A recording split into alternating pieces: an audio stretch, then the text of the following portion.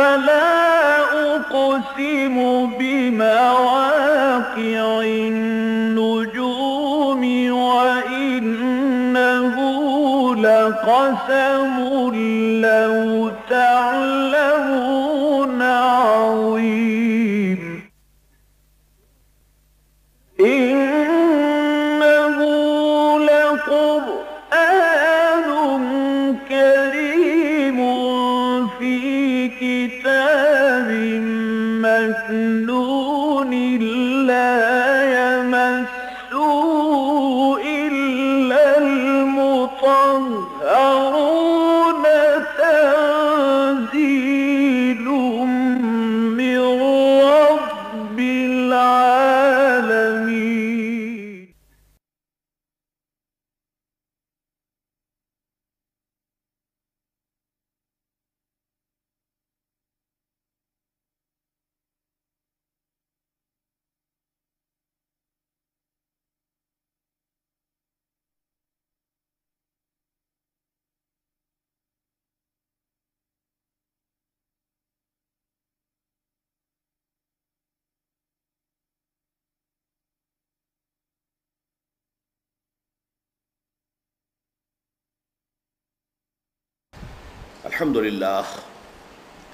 الحمد للہ وکفا والصلاة والسلام علی عباده الذین اصطفى خصوصا علی افضلهم وخاتم النبیین محمد الامین وعلی آلہ وصحبہ اجمعین. اما بعد فقد قال اللہ تبارک وتعالی کما ورد فی سورۃ آل عمران: اعوذ باللہ من الشیطان الرجیم بسم اللہ الرحمن الرحیم.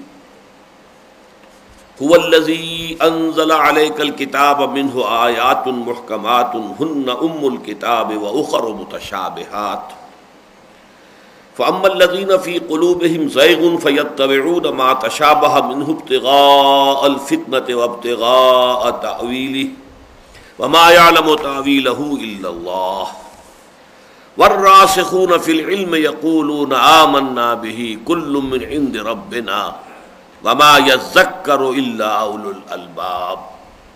ربنا لا تزغ قلوبنا بعد إذ هديتنا وهب لنا من لدنك رحمة إنك أنت الوهاب. ربنا إنك جامع الناس ليوم لا ريب فيه إن الله لا يخلف الميعاد. إن الذين كفروا لن تغني عنهم أموالهم ولا أولادهم من الله شيئا وأولئك هم وقود النار. كدأب آل فرعون والذين من قبلهم كذبوا بآياتنا فأخذهم الله بذنوبهم والله شديد العقاب. قل للذين كفروا ستغلبون وتحشرون إلى جهنم وبئس المهاد.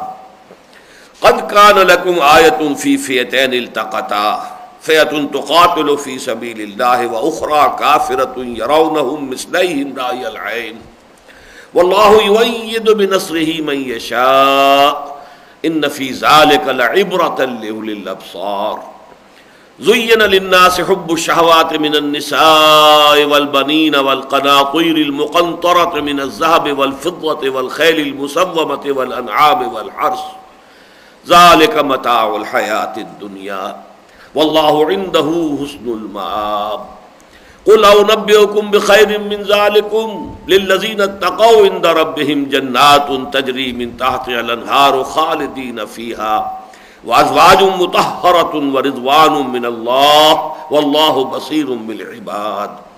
الذين يقولون ربنا إننا آمنا فاغفر لنا ذنوبنا وقنا عذاب النار. الصابرین والصادقین والقانتین والمنفقین والمستغفرین بالاسحار. شہد اللہ انہ لا الہ الا هو والملائکۃ واولو العلم قائما بالقسط. لا الہ الا هو العزیز الحکیم. ان الدین عند اللہ الاسلام وما اختلف الذین اوتوا الکتاب الا من بعد ما جاءهم العلم بغیا بینہم ومن یکفر بآیات اللہ فإن اللہ سریع الحساب. فإن حاجوک فقل اسلمت وجہی للہ ومن اتبعنی وقل للذین اوتوا الکتاب والأمیین أأسلمتم فإن اسلموا فقد اهتدوا وإن تولوا فإنما عليك البلاغ واللہ بصیر بالعباد. صدق اللہ العظیم. رب اشرح لی صدری ویسر لی امری واحلل عقدۃ من لسانی یفقہوا قولی.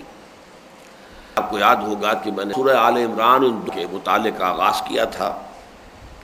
اس کے ضمن میں آپ کو یاد ہوگا کہ میں نے متعدد حدیثیں آپ کو سنائی تھیں جن کی روح سے حضور نے سورہ بقرہ اور سورہ آل عمران ان دونوں کو جمع کر کے ان کے لیے ایک عنوان تجویز کیا ہے. غمامتان، غیایتان، خرقان، فرقان. آپ نے فرمایا دو بدلیاں ہوں گی، دو بدلیوں کی شکل میں یا دو پرندوں کے جھنڈوں کی شکل میں یہ دونوں صورتیں میدان حشر میں ظاہر ہوں گی، اور جو لوگ بھی ان سے محبت کرتے تھے ان پر سایہ کریں گے. تو آپس میں نہایت حسین و جمیل جوڑے کی حیثیت رکھتی ہے سورہ بقرہ اور سورہ آل عمران. پھر یہ بھی میں عرض کر چکا ہوں کہ جس طرح سورہ بقرہ کے اندر دو حصے ہیں اس کے 18 رکوع اور پھر 22 رکوع، لیکن یہاں ہم دیکھتے ہیں کہ بالکل 10 رکوعوں پر دو حصے مشتمل ہیں. کل 20 رکوع ہے، نصف اول 10 رکوع، نصف ثانی پھر 20 رکوع، 10 رکوع. پھر جیسے سورہ بقرہ کے نصف اول میں اصل خطاب کا رخ تھا اہل کتاب میں سے بنی اسرائیل یہود کی طرف، اسی طرح یہاں پر اہل کتاب میں سے نصارہ عیسائیوں کی طرف خطاب کا رخ ہے. یہ گویا کہ فرق ہو گیا. زوجین میں جو فرق ہوتا ہے کہ جو ایک ہی جنس کے دو جوڑے ہوں گے تو ایک ہی نوع کے دو جوڑے ہوں گے تو ظاہر بات ہے کہ ان میں مشابہت بھی ہوگی. مرد اور عورت انسان ہونے کے ناطے ایک دوسرے کے مشابہ ہیں، مرد اور عورت ہونے کے ناطے سے ان میں فرق بھی ہے. اسی طرح ان میں مشابہتیں بھی بہت ہیں اور یہ کہ بعد فرق بھی ہے. وہ فرق بھی ایسا ہوتا ہے کہ جو کسی مقصد کی تکمیل کرتا ہے. ظاہر بات ہے کہ مرد اور عورت میں جو فرق ہے اس سے جو مقصد ہے نسل کے آگے چلنے کا وہ مقصد پورا ہوتا ہے.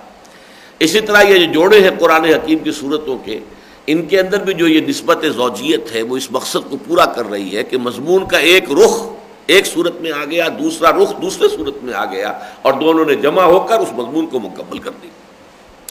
اہل کتاب میں سے بڑا گروہ یہود، ان کے ساتھ خطاب 10 رکوع ہے مسلسل کہ جو سورہ بقرہ کے اندر آئے ہیں، 5ویں سے لے کر اور پھر یہ کہ 15ویں کے آغاز تک. یہاں جو معاملہ ہے اس کو نوٹ کر لیجئے. بعض حضرات کا خیال تو یہ ہے کہ اس سورت کا جو نصف اول ہے وہ تقریباً پورا کا پورا ہی سن 9 ہجری میں نازل ہوا ہے، جبکہ نجران کے عیسائیوں کا ایک بہت اعلیٰ سطح کا وفد آیا تھا. ان کے جو سب سے بڑے لاٹ پادری تھے وہ آئے تھے 70 اپنے ساتھیوں کو لے کر حضور سے مباحثہ اور مکالمہ یا مناظرہ یا مجادلہ کرنے کے لیے، یا یہ کہ یوں سمجھیے کہ وہ تحقیق حال کے لیے آئے تھے کہ وہ کیا فرماتے ہیں، کیا دلائل ان کے پاس ہیں، کیا ان کے پاس نشانیاں ہیں اپنی نبوت کی. تو وہ موقع جو ہے بڑا اہم تھا. اس موقع پر اس میں سے 31 آیات تو لازماً وہ ہیں، آیت نمبر 32، 33 سے لے کر اور 64 تک. یہ تو لازماً اس میں کسی شک و شبے کی گنجائش ہی نہیں کہ اسی وقت سن 9 ہجری میں نازل ہوئی. اور اس میں بھی ایک مشابہت سورہ بقرہ سے آ جاتی ہے. آپ کو معلوم ہے کہ سورہ بقرہ میں جو ایک رکوع آیا ہے جس میں کہ آخری حکم آیا ہے سود کی حرمت کا، وہ بھی سن 9 ہجری میں نازل ہوا. یہ بھی ایک مشابہت جو ہے اس کی ایک صورت ہے ان دونوں صورتوں کے مابین، کہ اس سورہ مبارکہ کی بھی 31 آیات وہ ہیں کم سے کم کہ جو لازماً سن 9 ہجری میں نازل ہوئی ہیں، اگرچہ مضمون کی مناسبت سے لا کر انہیں یہاں جوڑ دیا گیا ہے تاکہ سورہ بقرہ میں خطاب بنی اسرائیل اور اس کے ساتھ سورہ آل عمران میں خطاب نصارہ یہ دونوں جمع ہو جائیں، یکجا ہو جائیں، اور اس طرح اس کی نسبت زوجیت جو ہے اس کی ایک طرح سے تکمیل ہو جائے. البتہ یہ کہ جو نصف ثانی ہے اس کے بارے میں تو سب کو یقین کے ساتھ معلوم ہے کہ وہ سن 3 ہجری میں نازل ہوا ہے. اس کا مرکزی مضمون غزوہ احد ہے، اور اس میں یوں سمجھیے کہ 100 میں سے یا 99 میں سے اس میں سے 60 آیتیں تو وہی ہیں کہ جو سن 3 ہجری میں غزوہ احد کے متصلاً بعد نازل ہوئی، اور اس سے پہلے کی 20 آیتیں اور اس کے بعد کی 20 آیتیں یہ بھی تقریباً اسی زمانے میں نازل ہوئی ہیں. البتہ جیسا کہ میں نے عرض کیا کہ یہ جو پہلا حصہ ہے اس کا، اس میں سے جو یہ ابتدائی 31-32 آیات ہیں، میرا گمان ان لوگوں کی رائے کے ساتھ میری رائے ہے کہ یہ غزوہ بدر کے متصلاً بعد نازل ہوئی ہے. یعنی یوں سمجھیے کہ سورہ بقرہ جو ہے غزوہ بدر سے متصلاً قبل نازل ہوئی، ساتھ ہی اس کے ضمیمے کے طور پر سورہ محمد نازل ہوئی صلی اللہ علیہ وسلم، اگرچہ وہ کہیں جا کر 26ویں پارے میں رکھ دی گئی ہے، لیکن زمانہ نزول کے اعتبار سے وہ متصل ہے سورہ بقرہ کے ساتھ۔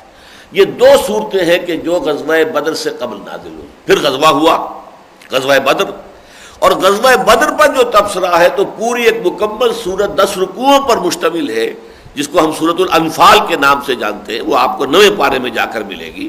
یہ پوری کی پوری غزوہ بدر کے بارے میں ہے، لیکن یہ کہ قرآن مجید میں جو یہ ترتیب رکھی گئی ہے 7 گروپوں کی، اس کی حکمت کا تقاضا یہ ہوا کہ اسے وہاں رکھا گیا ہے۔ البتہ اس کے بعد جو یہ صورت نازل ہوئی ہے، یہ غزوہ احد کے بعد سن 3 ہجری میں، اس کو یہاں پر جمع کر لیا گیا ہے۔ تو یہ جو ہے زمانہ نزول کے اعتبار سے یہ باتیں آپ کے سامنے رہنی چاہیے۔ بہرحال پچھلی مرتبہ ہم نے ایک تو ابتدائی جو 6 آیات تھیں ان کا مطالعہ مکمل کر لیا تھا، اور اس کے علاوہ کچھ ابتدائی بحث ہم نے کر لی تھی آیات محکمات اور آیات متشابہات کے بارے میں۔ اس کے بعض پہلو میں سمجھتا ہوں کہ ایسے ہیں کہ ابھی اس کو مزید واضح ہونا چاہیے۔ هو الذی انزل علیک الکتاب منہ آیات محکمات ہن ام الکتاب واخر متشابہات، وہی ہے اللہ جس نے کہ اتاری ہے اے محمد صلی اللہ علیہ وسلم آپ پر یہ الکتاب، یہ قرآن، منہ آیات محکمات، اس میں کچھ آیات تو محکم ہیں، ہن ام الکتاب، وہی کتاب کی اصل جڑ ہے، بنیاد ہے، واخر متشابہات، اور دوسری آیتیں اس میں متشابہ بھی ہیں۔ اب دیکھیے یہاں تو معلوم ہو رہا ہے کہ قرآن مجید کی کچھ آیات متشابہات ہیں، کچھ محکمات ہیں، لیکن قرآن مجید ہی کے دوسرے مقام سے معلوم ہوتا ہے کہ قرآن کی ساری آیتیں محکم ہیں۔ سورہ ہود کے ابتدا میں فرمایا گیا کتاب احکمت آیاتہ ثم فصلت من لدن حکیم خبیر، یہ قرآن ایسی کتاب ہے جس کی تمام آیات محکم کی گئی ہیں اور پھر ان کی تفصیل بیان کی گئی ہے اس ہستی کی طرف سے کہ جو علیم اور خبیر ہے۔ تو حکم کا اصل میں مفہوم جان لیجئے کہ ہا، کاف اور میم کا جو مادہ آتا ہے عربی زبان میں، اس کا بنیادی مفہوم کیا ہے؟ کسی شے کا پختہ ہو جانا، مضبوط ہو جانا، جو اس کے اوپر کوئی شے حملہ آور نہ ہو پائے، اسے کوئی غضب نہ پہنچا سکے، اس کو کسی شکست و ریخت سے دوچار نہ کر سکے، اتنی پختہ، اتنی مضبوط کوئی شے ہو جائے، اس کے لیے لفظ جو آتا ہے، جو الفاظ آتے ہیں عربی زبان میں، ان کا مادہ ہے ہا، کاف، میم۔ اب دیکھیے اسی سے ہے حکمت، عقل کی پختگی، عقل اتنی محکم ہو چکی ہو اور اتنی پختہ ہو چکی ہو کہ وہ صحیح اور غلط میں تمیز کرنے کے لیے از خود قابل ہو جائے، یہ حکمت ہے، یہ دانائی ہے، یہ دانائی جو ہے یہ گویا کہ حکمت ہے، اس کا مادہ وہی ہا، کاف، میم۔ اسی سے لفظ استعمال ہوتا ہے استحکام، ملک بڑا مستحکم ہے، یعنی استحکام یہ بھی مادہ کیا ہے، وہی ہا، کاف، میم، جبکہ وہ اتنا طاقتور ہو کہ اپنے اوپر حملوں کا دفاع کر سکتا ہو، اور کوئی بھی غنیم ہو اور اس کی اگر وہ اس کی طرف کسی میلی آنکھ سے دیکھے تو اس کی آنکھ نکال سکتا ہو، یہ کیفیت جب ہوگی تو ہم کہیں گے کہ مستحکم ہے۔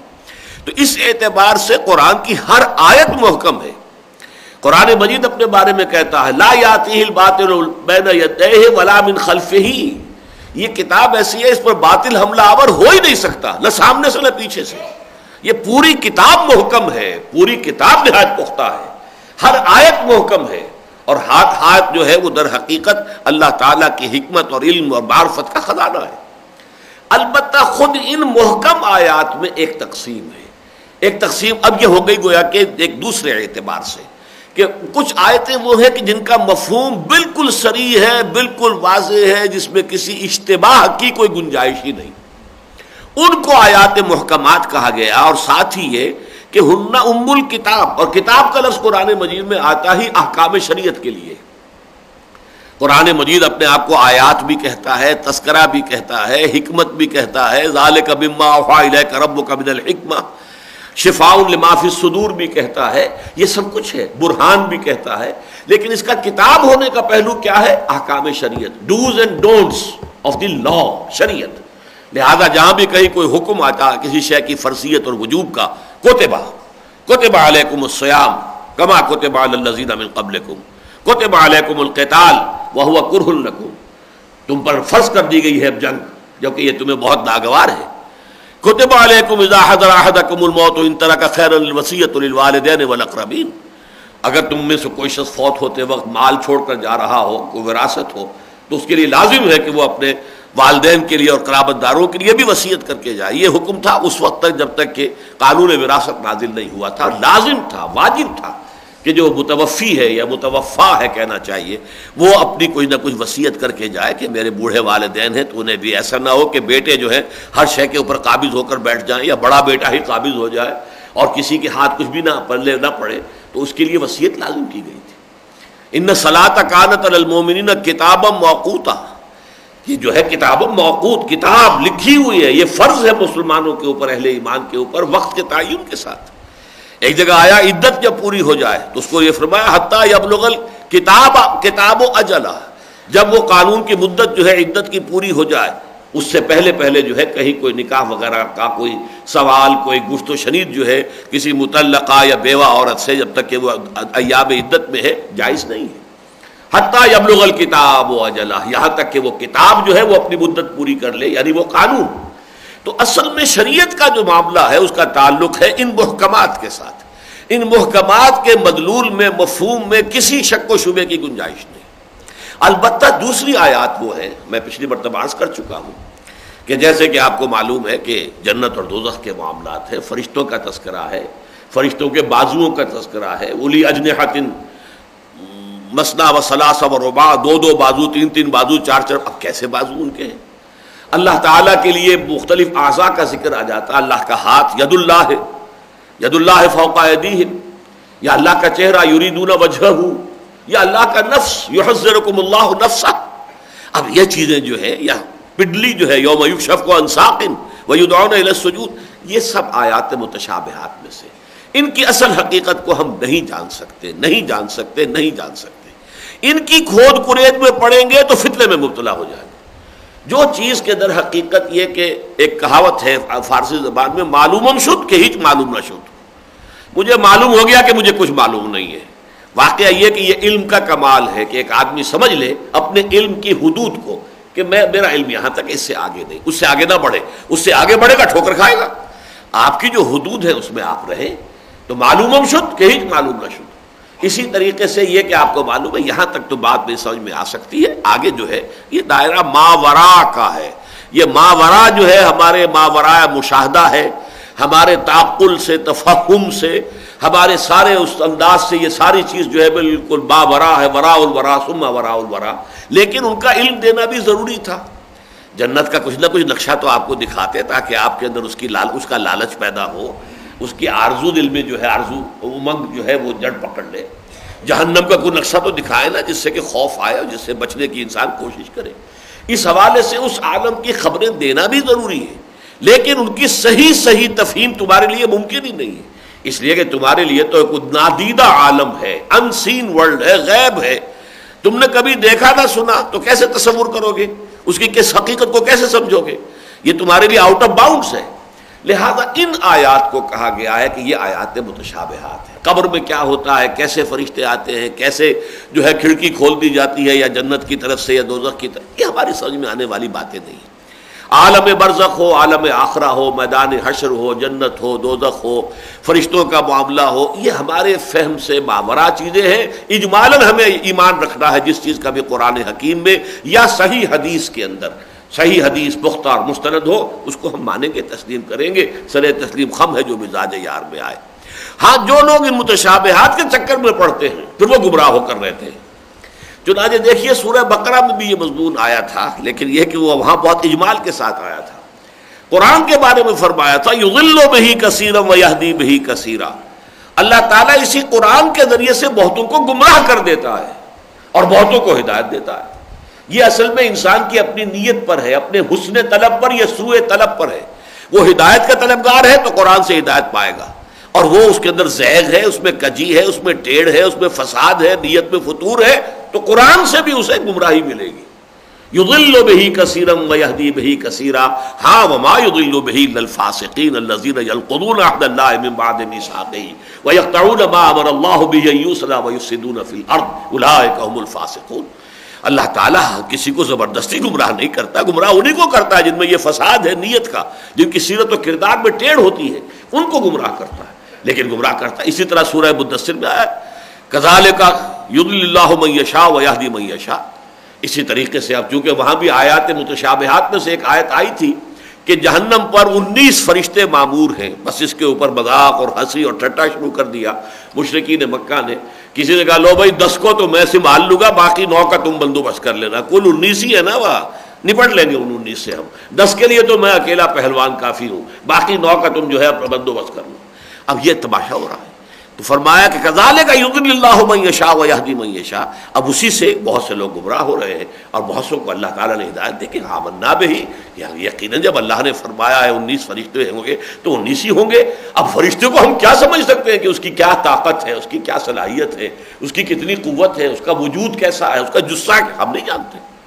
تو یہ ہے وہ مضمون کہ جس کے لیے میں نے چاہا تھا کہ دوبارہ وضاحت ہو جائے کہ ایک تو عالم غیب جو ہے اس سے متعلق جملہ امور یہ آیات متشابہات میں شمار ہوں گے.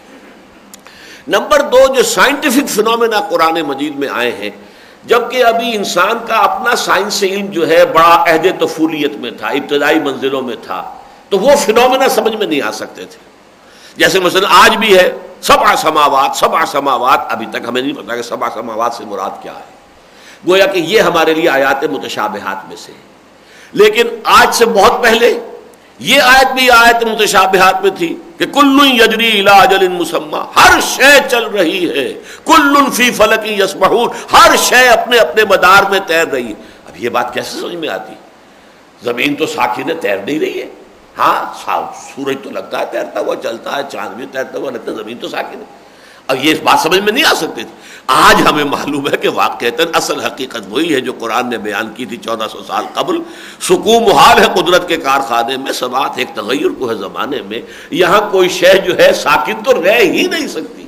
ذرہ ساکن نہیں ہے، نہ خورشید ساکن ہے، وہ بھی چل رہا ہے، وہ اپنے مدار پر بھی چل رہا ہے اور خود روٹیٹ بھی کر رہا ہے. دونوں اس کی گردشیں جیسے زمین کی 2 گردشیں ہیں.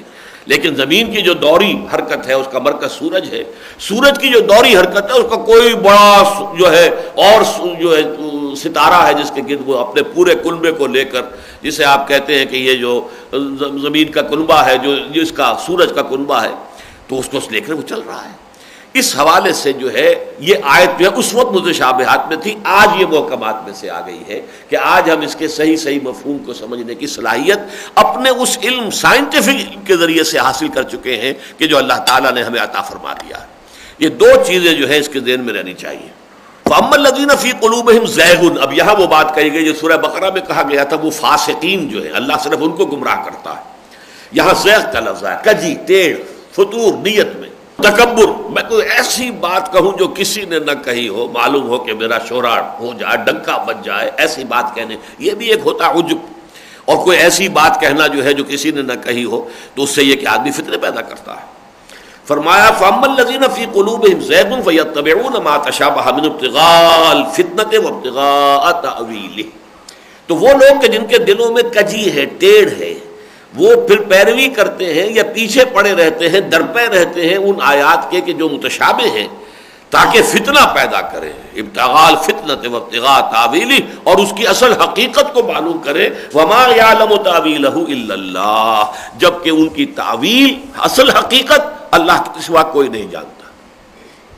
والراسخون فی العلم، اور وہ لوگ کہ جو علم میں پختہ ہیں، گہرے ہیں، رسوخ رکھنے والے ہیں. اللہم ربنا اجعلنا منہم، اللہ تعالی ہم سب کو بھی ان میں شامل فرمائے. والراسخون فی العلم یقولون، وہ یہ کہتے ہیں آمنا بہ، ہم ایمان رکھتے ہیں اس پر، کل من عند ربنا، یہ سب قرآن ہمارے رب کی طرف سے ہے، آیات محکمات بھی متشابہات بھی. جو سمجھ میں آ گیا، جتنا آ گیا اس کا شکر ہے، جو نہیں آیا اس پر بھی ہمارا ایمان ہے کہ یہ حق ہے. کل من عند ربنا وما یذکر الا اولو الالباب، لیکن یہ کہ یہ تذکر، یہ نصیحت نہیں اخذ کرتے مگر بڑے ہوش مند لوگ. یہاں وہ مراد ہے جو میں پہلے عرض کر چکا ہوں کہ معلوم شد کہ ہیچ معلوم نہ شد.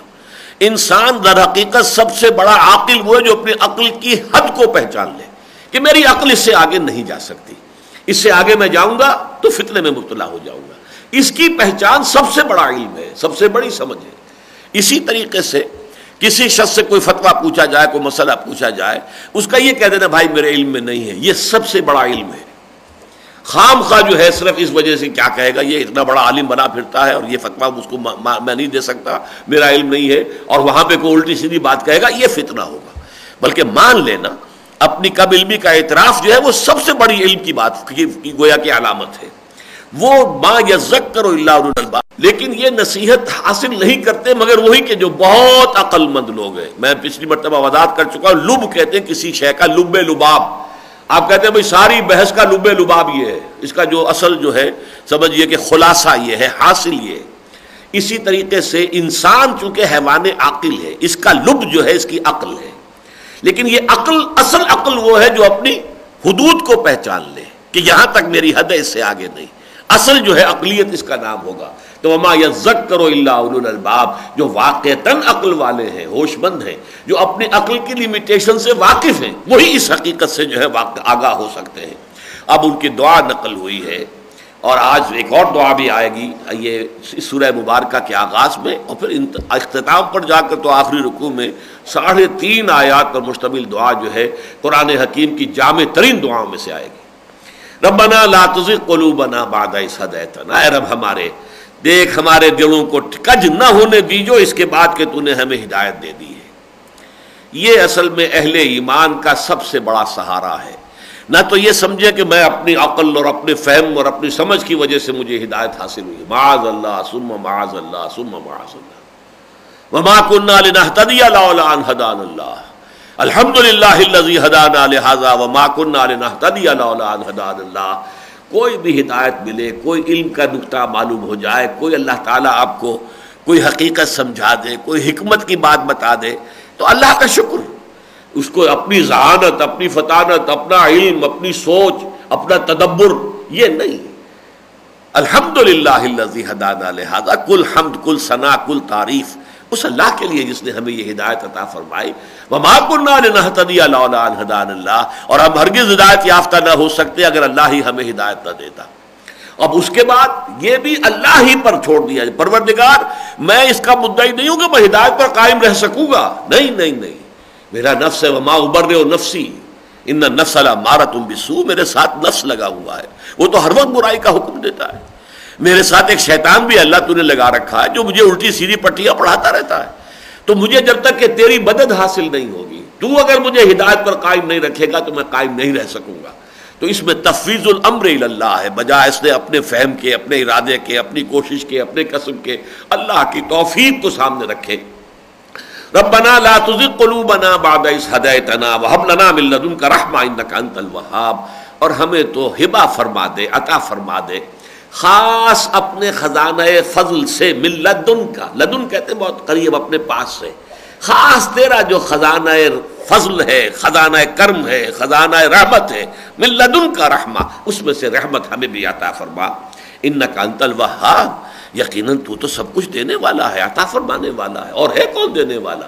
تو ہی تو ہے، داتا تو ہے، دینے والا تو ہے۔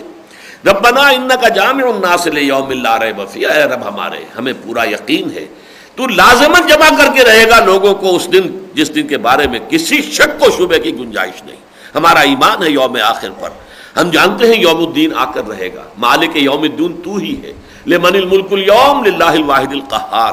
تو ہمارے علم میں ہے، ہم مانتے ہیں، ہم اقرار کرتے ہیں کہ انک جامع الناس لیوم لا ریب فیہ ان اللہ لا یخلف المیعاد، یقیناً اللہ تعالیٰ اپنے وعدے کی خلاف ورزی نہیں کرتا اور نہیں کرے گا، اس نے وعدہ کیا ہے۔ کتب علی نفسہ الرحمہ لیجمعنکم الی یوم القیامہ، اللہ نے اپنے اوپر رحمت کو لازم کر لیا ہے، اور اس رحمت کا ایک تقاضا یہ کہ تمہیں جمع کرے قیامت کے دن، اس لیے کہ میرے وہ بندے جو دنیا میں فاقے برداشت کرتے رہے صرف حرام سے بچنے کے لیے، میں انہیں خلعتوں سے نہ نوازوں۔ میرے وہ بندے جنہوں نے قربانیاں دی ہیں، اپنی جانیں دے دی ہیں، اپنے کیریئرز جو ہیں وہ قربان کر دیے میرے دین کے لیے، میری کتاب کی خدمت کے لیے، کیسے ممکن ہے کہ میں انہیں خلعتیں نہ دوں، ان کی شان جو ہے دوبالا نہ کروں، ان کا اعزاز و اکرام نہ کروں؟ یہ تو در حقیقت بہت بڑا ظلم ہو جائے گا ان پر، بہت بڑی حق تلفی ہو جائے گی ان کی۔ کتب علی نفسہ الرحمہ، اللہ نے اپنے اوپر واجب کر لی ہے رحمت، لہذا لا یجمعنکم الی یوم القیامۃ، وہ قیامت کے دن تمہیں لازماً جمع کرے گا۔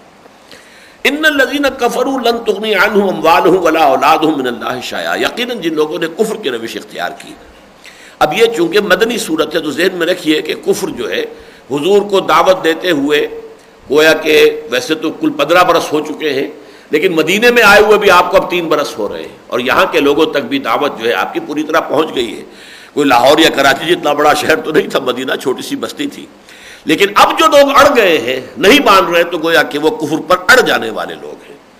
تو ان الذین کفروا، وہ لوگ جو کفر پر اڑ گئے ہیں، لن تغنی عنہم اموالہم ولا اولادہم من اللہ شیئا، ہرگز نہیں کام آ سکیں گے ان کے، نہ ان کے اموال نہ ان کے اولاد اللہ کی پکڑ کے معاملے میں کچھ بھی۔ جب محاسبہ ہوگا آخرت کا تو نہ مال کام آئے گا نہ اولاد کام آئے گا۔ یوم یفر المرء من اخیہ وامہ وابیہ وصاحبتہ وبنیہ، یہ سب سے انسان بھاگے گا، ان سب کو جہنم میں جھونک دو، مجھے بچا لو۔ لہذا یہ سارے رشتے وہاں باطل ہو جائیں گے، سارے رشتے ٹوٹ جائیں گے۔ ہاں الا المتقین، جو لوگ متقی ہیں ان کے رشتے بھی قائم رہیں گے، ان کی دوستیاں بھی قائم رہیں گی، لیکن یہ کہ جو دنیا دار تھے، جنہوں نے دنیا ہی کو اپنا مقصود و مطلوب بنایا تھا، ان کی ساری دوستیاں اور رشتہ داریاں ختم ہوں گی۔ ان الذین کفروا لن تغنی عنہم اموالہم ولا اولادہم من اللہ شیئا واولئک هم وقود النار، اور وہ تو سب کے سب آگ کا ایندھن بن کر رہیں گے۔ کداب آل فرعون والذین من قبلہم، جیسے کہ معاملہ ہوا آل فرعون کا اور ان کا کہ جو ان سے پہلے تھے۔ یہ داب کا لفظ عربی زبان میں آتا ہے دابا یدعبو دابن و دوبن، اس کا مطلب ہے کسی چیز کا معمول بن جانا، عام ہو جانا، مسلسل اس کے اوپر عمل ہونا۔ تو اللہ تعالیٰ کا جو معاملہ رہا اور جو معمول رہا اپنے رسولوں کے ضمن میں کہ جب کسی قوم کی طرف رسول کو بھیج دیا تو پھر اس نے اگر اس قوم نے بحیثیت مجموعی رسول کا انکار کیا تو پھر اس کو ہلاک کر دیا گیا۔ یہ اللہ کا معمول ہے، اور یہ تمام کو کافر قوموں کا حشر ہوا ہے۔ یہ ہمیشہ گویا اللہ تعالیٰ کا ایک فیصلہ ہے کہ جو نافذ ہوتا رہا اس کی طرف، کیونکہ مکی صورتوں میں ان کی بہت تفاصیل آ چکی ہیں، اختصار کے ساتھ بھی اور لمبی لمبی بحثیں ایک ایک قوم کے بارے میں، عاد اور سمود اور قوم فرعون اور قوم شعیب اور سدوم اور عامورہ کی بستیاں، ان سب کا ذکر قرآن مجید کے اندر، اور قوم نوح، ان سب کا ذکر ہے۔ یہاں صرف ایک کا حوالہ دیا ہے کداب آل فرعون والذین من قبلہم، جیسے کہ معاملہ ہوا آل فرعون کا اور ان کا جو ان سے پہلے تھے، کذبوا بآیاتنا، انہوں نے ہماری آیات کو جھٹلایا، فاخذہم اللہ بذنوبہم، تو اللہ نے پکڑ لیا انہیں ان کے گناہوں کی پاداش میں، واللہ شدید العقاب، اور اللہ تعالی عذاب دینے میں بہت سخت ہے، شدید العقاب بھی ہے، رحیم بھی ہے، ودود بھی ہے، غفور بھی ہے، ستار بھی ہے، غفار بھی، سب کچھ ہے، لیکن شدید الانتقام بھی ہے، ابھی پڑھ چکے ہیں ہم شروع میں، اور یہاں پر شدید العقاب بھی ہے، سختی جو عقوبت ہے اس کی وہ بھی بہت سخت ہے۔ قل للذین کفروا ستغلبون وتحشرون الی جہنم، اس کا واقعہ جو سیرت کی کتابوں میں موجود ہے اور حدیث میں بھی سنن ابی داؤد میں حضرت عبداللہ ابن عباس رضی اللہ تعالی عنہما سے یہ روایت موجود ہے کہ بدر کے بعد جب حضور تشریف لائے ہیں واپس مدینے، آپ داخل ہوئے تو مدینے میں آپ کو معلوم ہے 3 قبیلے تھے جن سے حضور نے پہلے ہی معاہدے کر لیے تھے، میثاق مدینہ ہو چکا تھا۔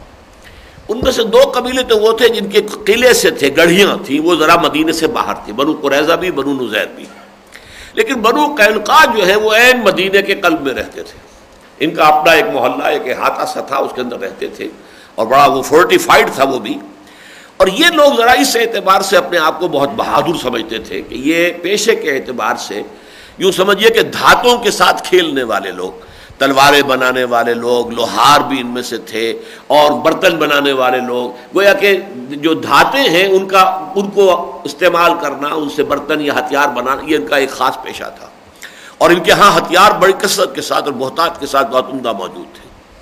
اب جب انہیں خبر ملی کہ حضور کو فتح حاصل ہو گئی ہے تو اب ان کے اندر جو حسد کی آگ تھی وہ ایک دم بھڑکی۔ وہ تو سمجھتے تھے کہ وقت آئے گا، ختم ہو جائے گا یہ معاملہ، ٹھیک ہے ابھی آ گیا ہے محمد یہاں صلی اللہ علیہ وسلم، تو اب یہ کیا کریں ہم، یہ جو اوس اور خزرج کے سربراہ لوگ ہیں انہوں نے ان کو مان لیا ہے، اب ان کو مان لینا چاہیے، ٹھیک ہے ہم بھی ان کے ساتھ صلح کر رہے ہیں، بس ہم انہیں نبی تو نہیں مانتے، صلح کر لی، لیکن یہ کہ خود بخود یہ ختم ہو جائے گا، یہ چراغ بجھ جائے گا، چلنے والی چیز نہیں۔ جب انہیں نظر آیا انہیں تو بہت بڑی فتح حاصل ہو گئی، اور قریش کے مقابلے میں، قریش کا تو شورا تھا پورے جزیرہ نما عرب کے اندر، ان پر فتح حاصل کر کے آئے، تو ان کے اندر وہ جو آتش حسد کہہ لیجئے اور آتش غیظ و غضب جو تھا، جیسے قرآن مجید میں ایک جگہ آیا قل موتوا بغیظکم، مر جاؤ اپنے غیظ کے ساتھ، اپنے اندر تمہارے جو جلن ہے حسد کا اور بغض کا جو آگ جل رہی اسی میں جل مرو۔ تو یہ بات ان کے اندر تھی. تو ایسا ہوا کہ حضور جب وہاں واپس آئے تو آپ نے ان کو بنو قینقاع کو جمع کیا اور وہاں آپ نے خطبہ دیا کہ دیکھو یہ تمہارے سامنے اللہ کی ایک اہم نشانی آ گئی ہے، اللہ نے ہمیں فتح دی ہے، فتح مبین یوم الفرقان ہوا ہے، اب تم بھی ایمان لے آؤ ورنہ ایسا نہ ہو کہ کہیں تمہارا بھی حشر وہی ہو. تو انہوں نے بڑے ہی تکبر اور تمسخر کے انداز میں محمد یہ باتیں چھوڑو صلی اللہ علیہ وسلم، یہ قریش نہ سمجھو ہمیں، وہ تو نادان لوگ تھے، انہیں تو ہتھیاروں کا استعمال نہیں آتا تھا، وہ جنگی چالوں سے واقف نہیں تھے، ہم سے کبھی سابقہ پیش آیا تو کہ آپ کو دن میں تارے نظر آ جائیں گے وغیرہ وغیرہ. ان کی جو وہ بیلیگرنس تھی وہ بڑھتی چلی گئی، یہاں تک کہ انہوں نے چھیڑنا شروع کیا، کیونکہ ان کے بازار تھے، برتن بیچ رہے، برتن خریدنے کے لیے کوئی مسلمان عورت آئی اسے پریشان کیا، ٹیزنگ جسے کہتے ہیں. ایک واقعہ بھی ایسا ہو گیا کہ ایک مسلمان خاتون کی بے حرمتی کی، غصے میں آ کر ایک مسلمان نے پھر اس شخص کو، جس یہودی نے بنو قینقاع میں سے وہ حرکت کی تھی، اس کو قتل کر دیا. تو جواباً انہوں نے اس کو قتل کر دیا مسلمان کو. تو ایک آگ بھڑک اٹھی، اور ایک موقع پر انہوں نے کوشش کی کہ اوس اور خزرج کے درمیان وہ آگ جو ہے جنگ معاص کا تذکرہ کر کے اور ان کی حمیتیں پرانی سوئی ہوئی جو ہے ان کو جگا دیا جائے تاکہ پھر لڑ پڑے. بہرحال جب ان کی طرف سے پے بپے اس طرح کے معاملات ہوئے اور اصلاح کی کوئی شکل سامنے نہ آئی تو پھر یہ آیات نازل ہوئی، اور پھر انہی کی روح سے اللہ تعالیٰ کے رسول نے پھر محاصرہ کیا. 15 دن تک محاصرہ رہا، بالآخر انہوں نے ہتھیار ڈال دیے، اور ہتھیار ڈال کر اب ان کا وہی حشر ہو سکتا تھا جو پھر کئی سال بعد جا کر ہوا ہے غزوہ احزاب کے متصل، جس کو غزوہ بنی قریظہ کہتے ہیں. لیکن عبداللہ ابن ابی جو ہے، جو رئیس المنافقین تھا، اسے ابھی ایک ہی مہینہ ہوا تھا ایمان لائے ہوئے، غزوہ بدر کے فوراً بعد ہی وہ بھی ایمان لایا، اس سے پہلے وہ ابھی اپنا مائنڈ میک اپ نہیں کر سکا تھا. البتہ غزوہ بدر کے بعد اس نے دیکھا کہ اب تو یہ ہوا کدھر چل رہی ہے، وہ اس کو اندازہ ہو گیا تو کہ اب تو سوائے مان لینے کا اور کوئی چارہ نہیں ہے، وہ ایمان لے آیا. لایا جھوٹ موٹ کا ایمان. اس کے دل میں بہت حسد تھا حضور سے، اس لیے کہ اسے بادشاہ بنانے کا فیصلہ ہو چکا تھا. اوس اور خزرج کے درمیان طے بات ہو گئی تھی کہ عبداللہ ابن ابی کو ہم اپنا بادشاہ بنائیں گے. سونے کا ایک اس کے لیے تاج بھی تیار کیا جا چکا تھا. عین اسی وقت حضور تشریف فرما ہو گئے، مدینے آ گئے، گویا کہ بے تاج بادشاہ اب آ گیا، مکے سے چل کر مدینے میں داخل ہو گیا صلی اللہ علیہ وسلم. وفدا و آباؤنا و امہاتنا، تو اس کے سارے خواب جو ہے وہ چکنا چور ہو گئے. یہی وجہ ہے کہ یہ اول روز سے جو شخص منافق ہے اور جو واقعتاً میرے نزدیک غیر شعوری نہیں شعوری منافق، وہ عبداللہ ابن ابی ہے. وہ آڑے آ گیا اس وقت. انہوں نے کہا یہ میرے معاہد ہے محمد، ان کے ساتھ نرمی کرنی پڑے گی. بڑی گستاخی کے ساتھ بھی پیش آیا، لیکن حضور صلی اللہ علیہ وسلم نے بڑے تحمل کا ثبوت دیا، اس لیے کہ ابھی آپ کے جو قدم ہے پوری طرح مدینے میں، جس کو کہنا چاہیے پوری طرح نہیں جمے تھے. ابھی قبائلی عصبیتیں موجود تھیں، اوس اور خزرج کے درمیان بھی جنگ ہوتے ہوتے بچی. ورنہ تو یہ کہ اگر ایک دفعہ تلوار جو ہے اور تلوار سے ٹکرا جاتی تو کیا ہوتا. ساری آپ کی محنت جو تھی، جو آپ نے آ کر ان میں مواخات کرائی اور جو بھی محبتیں پیدا کی، سب کی سب ختم ہو جاتی. اس حوالے سے حضور نے تحمل کا معاملہ کیا. پھر ان کے ساتھ یہی کیا کہ تم یہاں سے چلے جاؤ، جو کچھ لے جا سکتے ہو لے جاؤ، اب یہاں تم رہ نہیں سکو گے. تو یہ ہے جو کہلاتا ہے غزوہ بنو قینقاع. اس میں جنگ کی نوبت نہیں آئی، صرف 15 دن کا محاصرہ ہوا. یہی معاملہ بعد میں بنو نذیر کا ہوا ہے، وہ غزوہ احد کے بعد ہوا ہے. پھر یہ کہ غزوہ احزاب کے بعد وہی معاملہ بنو قریظہ کا ہوا. تینوں قبیلوں کا ایک ایک کر کے یہی حشر ہوا. لیکن اس وقت پھر یہ بات ان سے کہلوائی گئی کہ جو تم کہہ رہے ہو کہ ہم سے اگر کوئی واسطہ پڑا تو تمہیں جو ہے وہ چھٹی کا دودھ یاد آ جائے گا. ان سے کہہ دو اے نبی، قل للذین کفروا، فرما دیجئے ان کافروں سے، ستغلبون وتحشرون الی جہنم وبئس المہاد، ان قریب تم سب کے سب مغلوب ہو کر رہو گے اور تم سب کے سب ہانکے جاؤ گے جہنم کی طرف، اور بہت برا بچھونا ہے. یہ یقین دیکھیے اس کے اندر. ظاہر بات ہے یہ یقین جو ہے، پیغمبر ہرچے گویت دیدہ گویت، پیغمبر کو جتنا یقین ہوتا ہے اس وحی پر جو اللہ کی طرف سے آئی ہے، تو کس انداز میں آپ نے جو ہے یہ چیلنج تھرو کیا ہے. ستغلبون وتحشرون الی جہنم وبئس المہاد قد کان لکم آیۃ فی فئتین التقطا، تمہارے لیے نشانی موجود ہے ان دو گروہوں میں کہ جن کے آپس میں مڑ بھیڑ ہوئی، یعنی یوم الفرقان کو، بدر کی جنگ جو ہوئی ہے ابھی حال ہی میں تمہاری نگاہوں کے سامنے. عرب کی تاریخ کا ایک اہم واقعہ ہوا ہے، ابھی اس سے بھی سبق حاصل نہیں کر رہے. فئۃ تقاتل فی سبیل اللہ، ایک گروہ وہ تھا، چھوٹا تھا، تھوڑا تھا، کمزور تھا، نہتے تھے، ہتھیار بھی نہیں تھے، کل 2 گھوڑے تھے کل. وہاں 100 کا رسالہ مقابلے میں آیا ہوا تھا. یہاں 70 اونٹ تھے، وہاں 900 اونٹ موجود تھے. یہاں 313 ہے، وہاں 1000 تھے. لیکن یہ کہ تم نے دیکھا اللہ نے کس کو فتح و نصرت دی. فئۃ تقاتل فی سبیل اللہ، ایک گروہ وہ تھا کہ جو اللہ کی راہ میں جنگ کر رہا تھا. وَأُخْرَىٰ کافرۃ، دوسرا کافر تھا. یرونہم مثلہم رأی العین، اور وہ دیکھ رہے تھے ان کو اپنی آنکھوں سے دگنا، یعنی مسلمانوں کو تو اپنی آنکھوں سے دگنے نظر آ رہے تھے، اگرچہ تھے تگنے، لیکن اللہ تعالیٰ نے پھر بھی صرف دگنا دکھایا. یہ معاملہ جو ہے دیکھنے کا، اس میں بہت نفسیاتی کیفیات بھی ہوتی ہیں.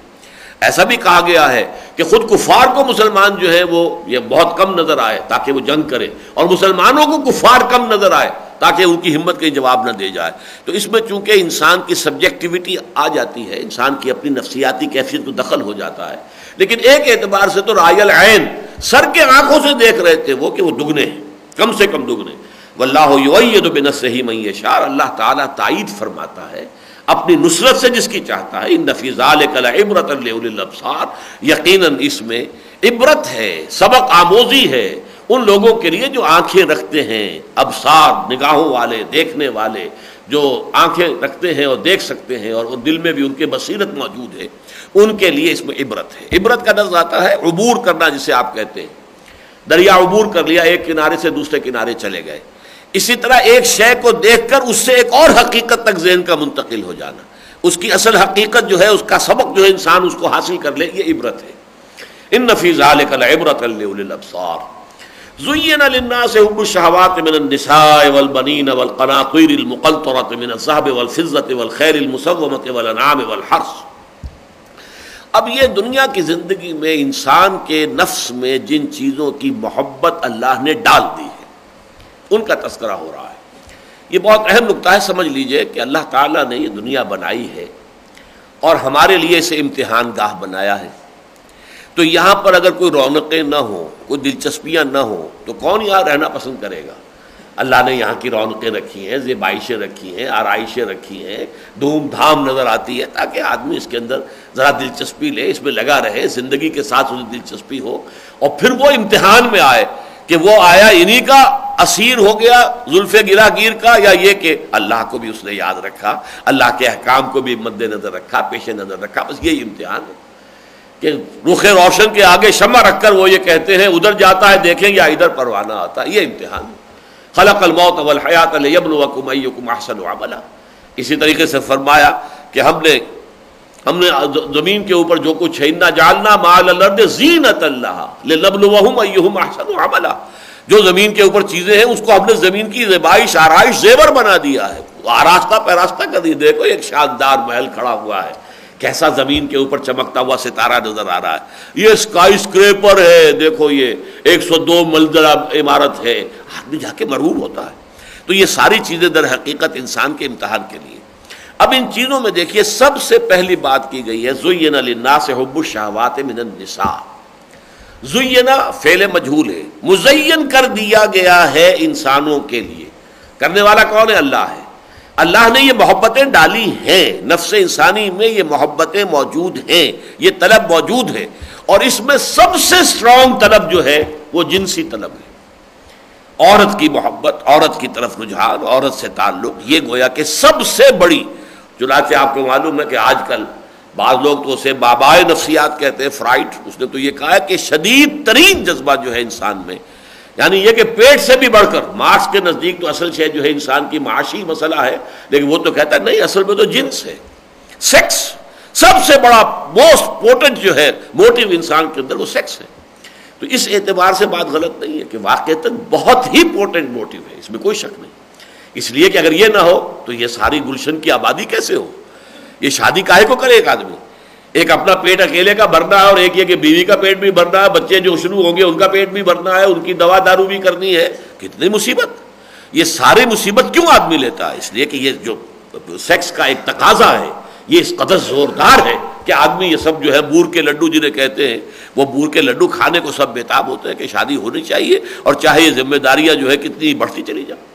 تو زین للناس حب الشہوات من النساء. یہی وجہ ہے کہ حدیث میں اسی کو سب سے بڑا فتنہ قرار دیا ہے کہ ما ترکت بعدی فتنۃ اضر علی الرجال من النساء. میں نے انسانوں پر، مردوں پر، عورت سے بڑا کوئی فتنہ نہیں چھوڑا.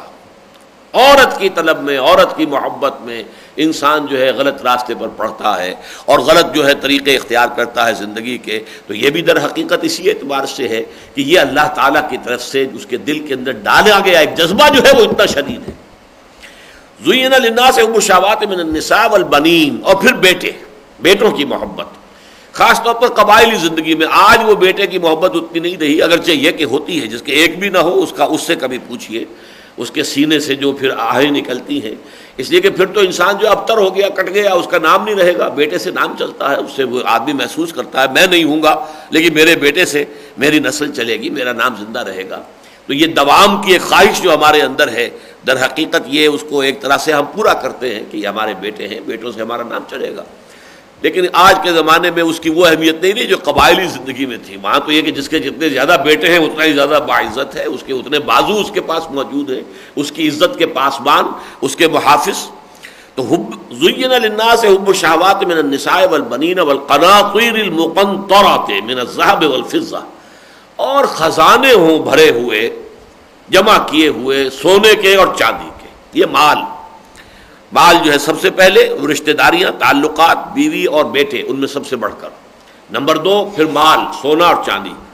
والخیل المسومۃ والانعام والحرث، اور وہ گھوڑے جو نشان زدہ ہوں، جنہیں آج کل آپ کہتے ہیں پیڈیگری، جو اعلیٰ نسل کا گھوڑا ہوتا ہے، اس کی تو نسل پوری معلوم ہوتی ہے، اس کا شجرہ نسب ہوتا ہے، محفوظ رکھا جاتا ہے۔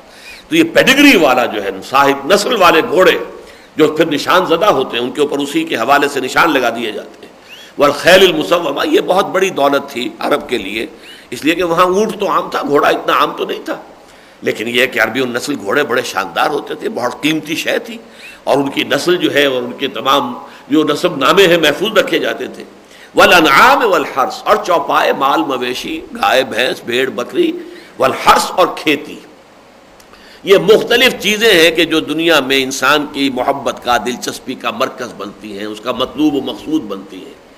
ایک حد تک ان سے اشتغال جائز ہے، ایک حد سے زیادہ کہ انہی کا ہو رہے، اللہ یاد نہ رہے، اللہ کے احکام یاد نہ رہے، اللہ کے دین کی نصرت اور حمایت میں ان کی قربانی نہ دے سکے تو پھر مارا گیا، فیل ہو گیا، ناکام ہو گیا۔ تو الا فی الفتنۃ سقطوا، فتنے کے اندر تو یہ مبتلا ہو ہی چکے ہیں اگر اسی کے ہو کر رہ گئے۔ لیکن ایک حد تک اشتغال ان سب کے ساتھ جائز ہے، یہ فطری تقاضے ہیں، یہ اللہ تعالیٰ نے انسان کے اندر ڈالی ہوئی ہے یہ محبت۔ اس محبت سے بالا تر اللہ کی محبت رہے، رسول کی محبت رہے، دین کی محبت رہے، تو ان محبتوں میں کوئی حرج نہیں ہے۔ زُيِّنَ لِلنَّاسِ حُبُّ الشَّهَوَاتِ مِنَ النِّسَاءِ وَالْبَنِينَ وَالْقَنَاطِيرِ الْمُقَنطَرَةِ مِنَ الذَّهَبِ وَالْفِضَّةِ وَالْخَيْلِ الْمُسَوَّمَةِ وَالْأَنْعَامِ وَالْحَرْثِ ذَلِكَ مَتَاعُ الْحَيَاةِ الدُّنْيَا، لیکن جان لو یہ سب کچھ دنیا کی زندگی کے برتنے کا سامان ہے۔ نوٹ کیجئے، بڑا پیارا یہ اسلوب ہے۔ اللہ نے تمہیں زندہ رکھنا ہے، یہاں حساب لینا ہے تم سے، تمہارا امتحان لینا ہے، لہذا زندہ رکھنا ہے۔ زندہ رکھنے کے لیے اس نے یہ تمہارے لیے یہاں پر یہ چیزیں، یہ گوند پیدا کر دی ہے تاکہ چپکے رہو اس زندگی کے ساتھ، ورنہ شاید بہت سے لوگ جو ہے خودکشی کر لیتے، فوراً مر جاتے، ختم ہو جاتے۔ کاہے کے لیے؟ زندگی تو لائبلٹی ہے، life is not an asset, it's a liability. Why to live? کیوں زندہ رہوں میں؟ کیوں خواہ یہ مشقتیں جھیلوں؟ کیوں نہ کوئی ایک گولی کھاؤں اور جاؤں، چھٹی ہو جائے، لیکن نہیں، تمہیں یہاں رکھنا ہے۔ لیکن یہ سارا ساز و سامان سمجھو کہ صرف اس دنیا کی زندگی کے برتنے کا سامان ہے۔ بہت پیارا شعر ہے اکبر الہ آبادی کا، جو ان کی چلتی تھی چشمک سر سید احمد خان سے، مرحومین ہیں دونوں ہی، مرحوم ہو چکے ہیں۔ تو انہوں نے کہا کہ چپکوں دنیا سے کس طرح میں، دنیا سے کیسے چپکوں دنیا سے کس طرح میں۔ عورت نے کہا کہ گوند ہوں میں، عورت نے کہا میں گوند ہوں، چپکا دوں گی تمہیں دنیا سے۔ جب مجھ سے چپک جاؤ گے، دنیا سے چپک جاؤ گے، پھر میری اولاد ہوگی، اس سے چپک جاؤ گے، چپکے رہو گے اس دنیا کے ساتھ۔ چپکوں دنیا سے کس طرح میں، عورت نے کہا کہ گوند ہوں میں، اور قومی چندے کہاں سمائیں، کالج نے کہا کہ توند ہوں میں۔ یہ کالج جب بنا رہے تھے، مسلم کالج، مسلم اورینٹل عربی، اینگلو عربی کالج، اس کے لیے چندے مانگتے پھرتے تھے سر سید احمد خان، گھاگرا پہن کے ڈانس بھی کرتے تھے تاکہ لوگ چندے دے۔ تو انہوں نے بڑی اس معاملے کے اندر بڑی محنتیں کی ہیں۔ تو وہ چندوں کو بھی کہا ہے کہ کالج وہ توند ہے جس میں سارے چندے جو ہیں وہ آ کے سما جاتے ہیں۔ بہرحال ذالک متاع الحیات الدنیا، یہ سب دنیا کی زندگی کا سامان ہے۔ واللہ عندہ حسن المآب، اور لوٹ کر جانے کی اچھی جگہ تو اللہ ہی کے پاس ہے، جانا ہے لوٹ کر، اور وہاں اچھی جگہ اللہ کے اختیار میں ہے، اللہ کے پاس ہے کہ وہاں بھی تمہیں دے۔ حسن الدنیا والآخرہ، ربنا آتنا فی الدنیا حسنۃ وفی الآخرہ حسنہ، اگر دنیا میں بھی اللہ یہ چیزیں دے لیکن ان چیزوں کی وجہ سے اللہ سے غافل نہ ہو انسان، تو یہ دنیا کا حسنہ ہے، چاہے دولت ہے، مال ہے، اولاد ہے، کوئی وجاہت دے دی ہے، کوئی عزت، دنیا، یہ ساری چیزیں حسنہ ہیں، بشرطے کہ ان میں سے کوئی چیز تمہیں اللہ سے غافل نہ کر پائے، اللہ کے دین کا حق ادا کرنے سے بیڑیاں تمہارے پاؤں میں نہ ڈال دے، تمہارے ہاتھ میں ہتکڑیاں بن کر نہ پڑ جائے۔ تو اگر یہ ہو گیا تو یہ سب فتنہ ہے، متاع الغرور ہے، دھوکے کا سامان ہے، تمہاری ہلاکت کا سامان ہے۔ لیکن نہیں، اگر وہاں رکھتے ہو اسے اس کی اپنی اصل جگہ پر، اللہ کی محبت، اس کے رسول کی محبت، اس کے دین کی محبت، اور اس کے لیے تن من دھن قربان کرنے کا جذبہ برقرار رہے، تو ان میں سے ہر شے جو ہے وہ نعمت ہے۔ جیسے کہ سورہ توبہ کی آیت نمبر 24 میں گن دی گئی ہیں یہ چیزیں، قل ان کان آباؤکم وابناؤکم واخوانکم وازواجکم وعشیرتکم واموال اقترفتموها وتجارۃ تخشون کسادها ومساکن ترضونها احب الیکم من اللہ ورسولہ وجہاد فی سبیلہ فتربصوا حتی یاتی اللہ بامرہ واللہ لا یہدی القوم الفاسقین۔ اے نبی ان سے کہہ دیجئے کہ اگر تمہیں اپنے باپ اور اپنے بیٹے اور اپنے بھائی اور اپنی بیویاں اور اپنے رشتہ دار اور وہ مال جو تم نے بڑے جمع کیے ہیں محنت سے، اور وہ کاروبار جن کے مندے کا تمہیں خوف رہتا ہے، کساد بازاری نہ ہو جائے، اور وہ حویلیاں اور وہ کوٹھیاں اور وہ ولاس جو تم نے بنائے ہیں جو بڑے محبوب ہیں، اگر یہ 8 چیزیں زیادہ محبوب ہیں تمہیں اللہ سے اور اس کے رسول سے اور اللہ کی راہ میں جہاد سے، تو جاؤ دفع ہو جاؤ، ادھر بیٹھو، انتظار کرو یہاں تک کہ اللہ اپنا فیصلہ سنا دے۔ اور اللہ ایسے فاسقوں کو زبردستی ہدایت نہیں دیتا۔ اللہم ربنا لا تجعلنا منہم، اللہم ربنا لا تجعلنا منہم۔ توازن کی بات کیا ہے کہ یہ تمام چیزیں اپنی جگہ صحیح ہیں، ان کا تقاضا پورا کرنا بھی درست ہے جائز راستے سے، اور یہ کہ پھر یہ چیزیں پاؤں میں بیڑی بن کر نہ پڑ جائیں کہ تمہیں اللہ کے دین میں بڑھنے نہ دیں، اللہ کے راستے میں جہاد سے روک لیں۔ اگر ایسا ہو گیا تو تباہی اور بربادی۔ تو توازن یہی ہے کہ الدنیا مزرعۃ الآخرہ، دنیا برائی نہیں ہے، دنیا تو آخرت کی کھیتی ہے، یہاں بو گے تو وہاں کاٹو گے نا، یہاں کچھ بویا ہی نہیں تو کاٹو گے کیا؟ وہاں بونا تو یہاں ہے، محنت تو یہاں کرنی ہے، تمہارا خون یہاں جذب ہوگا اگر اللہ کے راستے میں، تو جو باغ و بہار جو بہشت کے ہوں گے جو اس سے اگیں گے اس خون سے، اس کا تم اندازہ نہیں کر سکتے۔ فلا تعلم نفس ما اخفی لهم من قرۃ اعین جزاء بما كانوا يعملون، کسی انسان کو معلوم ہی نہیں ہے ان کی آنکھوں کی ٹھنڈک کا کیا کیا سامان جو ہے اللہ نے مخفی رکھا ہے۔ ذالک متاع الحیات الدنیا واللہ عندہ حسن المآب قل اعنبئکم بخیر من ذالکم، اے نبی ان سے کہیے اے لوگوں کیا میں تمہیں بتاؤں ان تمام چیزوں سے بڑھ کر قیمتی شے کیا ہے، زیادہ خیر، زیادہ قیمتی، زیادہ وقی۔ للذین اتقوا عند ربہم جنات تجری من تحتہا الانہار خالدین فیہا، وہ لوگ جو تقوی کی روش اختیار کریں گے ان کے لیے ان کے رب کے پاس وہ باغات ہیں جن کے دامن میں ندیاں بہتی ہوں گی اور جس میں وہ ہمیشہ ہمیش رہیں گے، وازواج مطہرۃ، اور ان کے لیے بیویاں ہوں گی نہایت پاک باز، پاک دامن، ورضوان من اللہ، اور سب سے بڑی بات یہ کہ اللہ کی رضا ہوگی، واللہ بصیر بالعباد، اور یقیناً اللہ تعالیٰ اپنے بندوں کو دیکھ رہا ہے۔ میرے بندے میرے احکام پر چل رہے ہیں، میری حرام کردہ چیزوں سے مجتنب ہیں، میرے فرائض ادا کر رہے ہیں، میرے دین کی غیرت ان کے اندر ہے، اس دین کی حمیت اور حمایت کے اندر تن من دھن لگا رہے ہیں، انہوں نے اپنے کیریئر اس کے اندر جو ہے تباہ کر لیے ہیں، اپنے کاروبار برباد کر لیے ہیں، لیکن لگے ہوئے ہیں میرے دین کے لیے، تو وہ دیکھ رہا ہے۔ ظاہر بات ہے کہ کوئی شریف انسان بھی اگر ہو تو اگر آپ نے اس کے لیے کوئی کام کیا ہے تو کیا وہ کبھی اس کے احسان کو فراموش کر دے گا؟ شریف اگر انسان ہے، ذلیل اور رذیل ہے تو بات اور ہے، شریف انسان بھی اگر آپ نے اس کے ساتھ کوئی خیر کیا ہے تو وہ احسان مند ہوتا ہے۔ اسی طریقہ اللہ شکور ہے، انتہائی جو ہے حق ماننے والا ہے اپنے بندوں کا، جو اس کے لیے جو محنت کرتے ہیں، ایثار کرتے ہیں، قربانی کرتے ہیں، اللہ دیکھ رہا ہے اپنے بندوں کو۔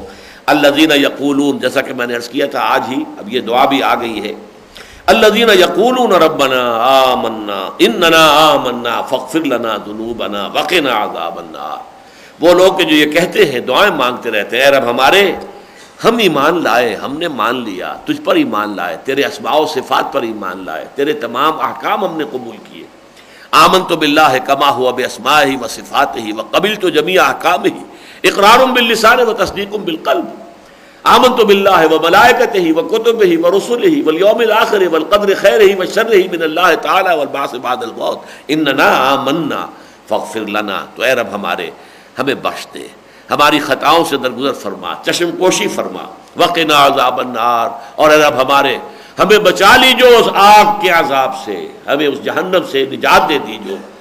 والصادقین والقانتین والمنفقین والمستغفرین بالاسحار۔ اس آیہ مبارکہ میں جو صفات بیان ہوئی ہیں اہل ایمان کی، یہ حالت نسبی میں ہے، اور یہ نسب میرے نزدیک علی الحال ہے۔ گویا کہ یہ فرمایا جا رہا ہے کہ جو دعائیں کرنے والے ہیں ان کا حال یہ ہوتا ہے، ان کی کیفیت یہ ہوتی ہے۔ گویا کہ یہ دعا کرنے کا حق انسان کو پہنچے گا اگر وہ ان اوصاف کو اور کیفیات کو اپنی شخصیت میں پیدا کرے۔ نمبر ایک، الصابرین، صبر کرنے والے۔ اور یہ صبر جو ہے بہت ہی وسیع مفہوم کا لفظ ہے۔ ہم اگر آخرت کو مطلوب بنا لیں تو دنیا میں صبر کرنا پڑے گا، حرام سے صبر کرنا ہوگا، پھر یہ کہ احکام کو ادا کرنے میں صبر کرنا پڑے گا، سختیاں جھیلنی ہوں گی، اللہ کے دین کو قائم کرنے میں صبر کرنا پڑے گا، نقصانات برداشت کرنے ہوں گے، تکلیفیں برداشت کرنی ہوں گی۔ والصادقین، اور راست باز، راست گو، وہ لوگ کہ جو واقعتاً سچے ہوں۔ اور ذہن میں رکھیے قرآن مجید یہ لفظ استعمال کرتا ہے کہ ان کے لیے اولئک هم الصادقون، انما المؤمنون الذين آمنوا بالله ورسوله ثم لم يرتابوا وجاهدوا باموالهم وانفسهم في سبيل الله اولئک هم الصادقون۔ والقانتین، اور فرما برداری اختیار کرنے والے، والمنفقین، اللہ کی راہ میں اپنا مال خرچ کرنے والے، والمستغفرین بالاسحار، اور یہ سب کچھ کر کے بھی اپنی خطاؤں کا اعتراف کرتے ہوئے صبح کے اوقات میں، طلوع شمس سے پہلے، طلوع فجر سے قبل کا وقت جو تہجد کا وقت ہوتا ہے، یا پھر یہ کہ بہت ہی جو ارلی مارننگ ہے اس کے اوقات میں، بالاسحار، اس وقت وہ استغفار بھی کرتے ہیں اللہ سے، اور مغفرت چاہتے ہیں، اپنے گناہوں اور کوتاہیوں پر معافی بھی طلب کرتے ہیں، اور اس کی مغفرت اور اس کی رحمت کے سائل بن کر آتے ہیں۔ یہ کیفیات اللہ تعالی ہمیں توفیق دے کہ ہم اپنے اندر پیدا کریں، اور پھر یہ کہ یہ دعائیں جو آج کے درس میں آئی ہیں یہ پھر واقعتاً ہمارے قلب کی گہرائیوں سے اور ہمارے شعور کی گہرائیوں سے برآمد ہوں۔ بارک اللہ لی ولکم فی القرآن العظیم ونفعنی وإیاکم بالآیات والذکر الحکیم۔